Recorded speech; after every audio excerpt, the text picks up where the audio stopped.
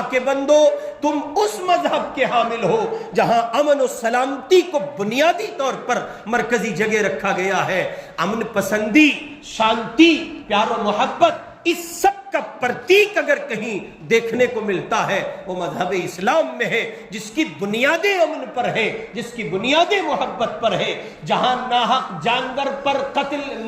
ظلم نہیں کیا جا سکتا۔ اور اسی کا نتیجہ تھا امام الانبیاء حضرت محمد الرسول اللہ صلی اللہ علیہ وسلم کی خدمت میں ایک بے زبان جانور نے، اونٹ نے آ کر کے شکایت کی، اپنے منہ کو امام الانبیاء کے قریب کیا اور اس نے کچھ کہا، امام الانبیاء نے سمجھا اور سنا، اور پھر آپ نے حکم فرمایا اس کے مالک کو بلایا جائے۔ اس اونٹ کے مالک کو بلایا گیا، حضور پاک علیہ السلام نے کہا یہ تمہاری شکایت کر رہا ہے، کام زیادہ لیتے ہو اور کھانے کو کم دیتے ہو، بھلا جس مصطفیٰ کی عدالت میں بے زبان جانور آ کر کے اپنا دکھڑا کہتے ہو، اس مصطفیٰ کے نظام میں بے گناہوں کے قتل کو روا کیسے رکھا جا سکتا ہے؟ اس مصطفیٰ کے نظام میں بے گناہ اور سیاحوں پر اس طرح ادھا دھند فائرنگ کی اجازت دی کیسے جا سکتی ہے؟ اور